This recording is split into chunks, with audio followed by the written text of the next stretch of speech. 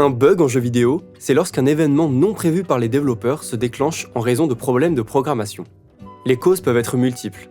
Erreurs ou oublis dans le code, problèmes de logique, faute de frappe. Ces problèmes peuvent se manifester de différentes manières, allant d'un rendu graphique cassé à un crash du jeu, en passant par d'étranges comportements de l'IA. On peut prendre l'exemple d'un bug courant dans les jeux et surexploité par les speedrunners, passer à travers un mur.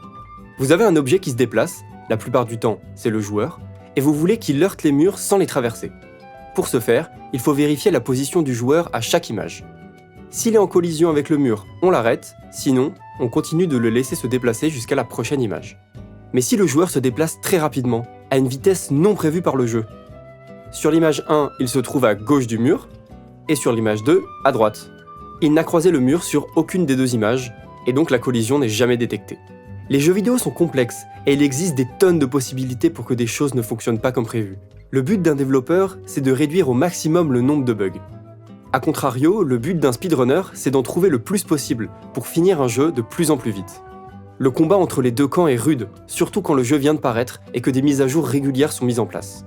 Par exemple, les speedrunners de Super Mario Wonder ont vu tout leur travail de glitch hunting anéanti par la mise à jour 1.0.1 du jeu, où sortir des limites de la carte fut corrigé. Mais développeurs et speedrunners ne sont pas toujours ennemis. On pense au cas du Wave Dash dans Celeste, mécanique difficile d'abord découverte et qualifiée de bug par les joueurs, puis ajoutée officiellement en tant que feature du DLC, notamment avec un tutoriel expliquant la technique. Tout va dépendre des intentions du studio de développement, de leur attachement à la discipline du speedrun et de la probabilité et difficulté de croiser ce bug sans le vouloir. Are you trying to speedrun? Are you speedrunning right now? That's okay, you can do that. We think that's cool. We think that's great. Good luck. I hope you get a world record. Mais alors, comment trouve-t-on ces bugs ? Généralement, ça passe par des théories, de la recherche et beaucoup de tests. Mais parfois, c'est simplement par hasard. Imaginez arriver dans la salle du dernier boss de Dark Souls 2, Nashandra, et vouloir simplement vider votre inventaire avant le début du combat.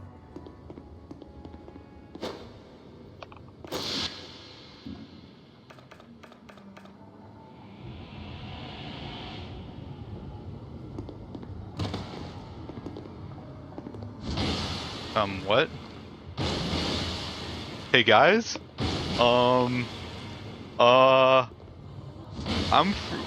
New strats?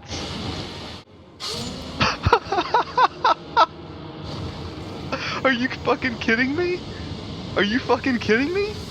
Et ben apparemment, vous découvririez que lancer un quelconque objet là où le boss s'apprête à spawner frise complètement ses mouvements et ses attaques.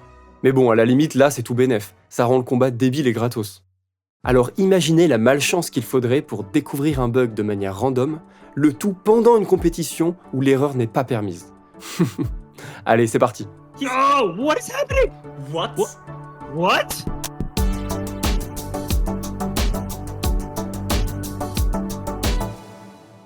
Le Snake Block de New Super Mario Bros. DS.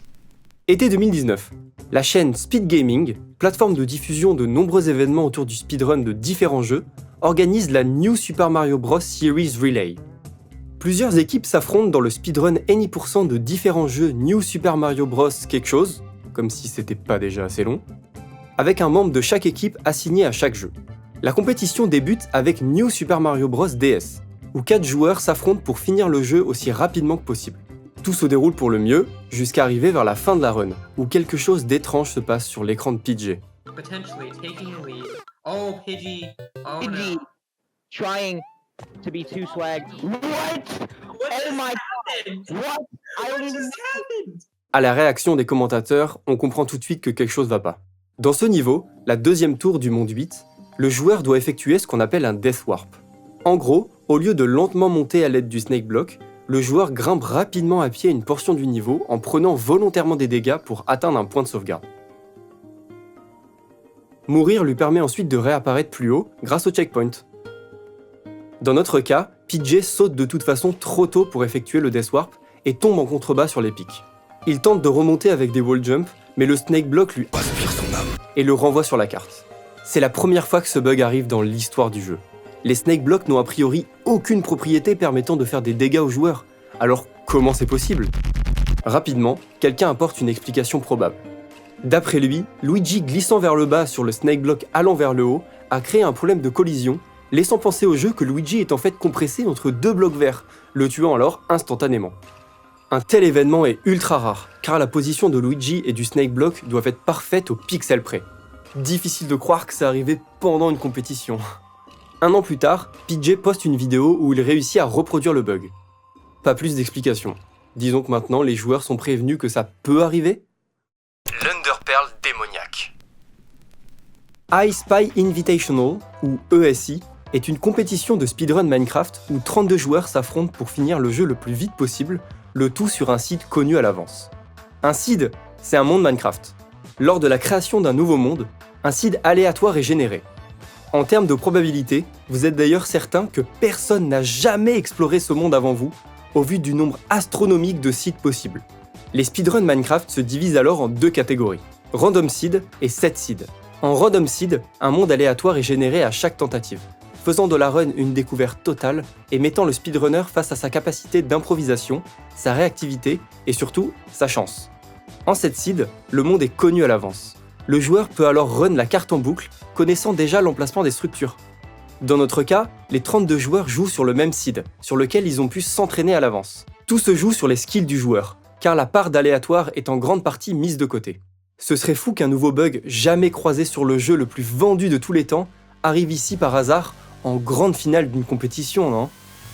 I don't think he gets it because it's 1 in 8. It's gonna be slow, right? It's not gonna be 52 seconds. Oh, Blaze Blonde! Oh, what is happening? What? What?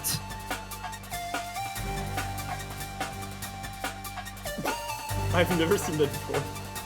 He's stuck in obsidian. What? Silver is showing a video of someone who like proves that Yeah, I've seen this concept. from Circuit. You can get frozen if you're on the But it's that- I've it's never seen that impossible to do happen in, like, in- RSG. It's like impossible. I've never seen that happen ever. Ok, donc là, Silver Runs, l'un des 2 finalistes, reste bloqué sur le mur touché par son Underpearl. Ce bug a en fait été découvert quelques mois auparavant par Kurquistor. Dans sa vidéo, il explique qu'il existe un endroit extrêmement précis dans chaque bloc où le joueur peut se softlock. Et en termes de précision, on parle de 0,000000005 mètres, soit 50 nanomètres. Si on part du principe qu'un bloc Minecraft équivaut à 1 mètre, cette distance correspond à la taille d'une fucking bactérie. C'est la première fois de l'histoire du jeu que ce bug est réalisé naturellement sans setup particulier. Suite à ça, Silver est contraint d'abandonner sa run, mais les organisateurs d'ESI décident d'annuler ce match et de recommencer par souci d'égalité. Finalement, malgré sa malchance inouïe, Silver gagnera le tournoi 4-3. And Silver wins ESI 3. Les rayons cosmiques de Mario 64. Nous sommes le 21 septembre 2013, jour où est organisée par la communauté de Mario 64 une compétition dans la catégorie 70 stars. Le but est souvent le même avec ce genre de tournoi, affronter son adversaire pour savoir qui finira le jeu le plus rapidement. Dans Super Mario 64, il existe plusieurs catégories en fonction du nombre d'étoiles que le joueur va ramasser au cours de la run. Là où le 100% nécessite 120 étoiles, il existe des catégories bien plus courtes allant jusqu'à 0 étoiles et se basant sur des glitches plus complexes où Mario skip d'énormes portions du jeu. Dans notre cas, certains glitches sont bannis, amenant le joueur à devoir ramasser 70 étoiles pour affronter le boss final. La course oppose T-Bag, speedrunner plutôt reconnu par la communauté de l'époque, à mid-boss. La course se déroule normalement, jusqu'à ce que T-Bag, proche de la fin de sa run, entre dans TikTok Clock, le 14e monde du jeu. I do that all the time. Oh, dude. What the? What the? Did you get invisible walls? What? Please say you got invisible. No, that was the craziest thing I've ever seen, though. Dude, what the fuck was that? Never seen that in my entire universe of a life. What the fuck? It actually saved me shitloads of time. Pour une raison obscure, Mario est projeté en l'air en atterrissant sur cette plateforme, permettant à T-Bag de gagner quelques secondes pendant sa montée. Au vu de sa réaction, c'est pas habituel. C'est même carrément jamais arrivé à quiconque avant ce live. Très rapidement, la communauté du jeu analyse l'extrait et tente de reproduire le glitch. Cependant, malgré des centaines de tentatives, personne n'y parvient. On se dit que c'est peut-être un événement antérieur à ce niveau durant la run de T-Bag qui lui aurait permis de réaliser pour on ne sait quelle raison cette propulsion. Les joueurs tentent de rejouer au millimètre près cette run à l'aide d'un TAS, Des moyens colossaux sont mis en place, tout ça pour rien. Personne n'y arrive. En août 2015, Panenkoek 2012, youtubeur populaire de la communauté, poste une vidéo intitulée Super Mario 64 Tic Tac Clock Upwarp $1000 Bounty. Il y résume le glitch, donne des informations précises sur la version utilisée, en l'occurrence japonaise, et déclare offrir $1000 à la première personne qui arrivera à reproduire ce glitch. C'est dire le niveau de désespoir. Il précise également que lorsque ce sera fait, il changera le titre de sa vidéo en y ajoutant « claimed », soit « revendiqué ». Ok, donc là, 9 ans plus tard, personne n'a réussi en fait. Bon, et si je vous disais que tout ça, c'était à cause de rayons cosmiques? Ça peut sembler être l'info la plus absurde au monde, je sais, mais attendez que je vous explique.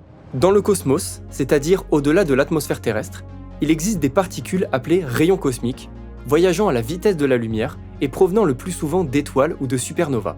Il est possible pour ces particules d'atteindre la Terre et extrêmement rarement de rentrer en collision avec des appareils électroniques, provoquant ainsi des single event upsets ou perturbations par une particule isolée. Vous le savez, les appareils électroniques fonctionnent en binaire, suite géante de 0 et de 1 qui définissent le code. Un single event upset, c'est quand un rayon cosmique entre en collision avec une puce et transforme l'un de ces zéros en 1 ou inversement. Dans l'énorme majorité des cas, qui eux-mêmes sont, je le rappelle, supra rares, il ne se passe rien. Mais sur la Nintendo 64, il s'avère que toucher le code binaire définissant la hauteur du personnage peut avoir des conséquences ayant fait perdre beaucoup de temps à beaucoup de gens.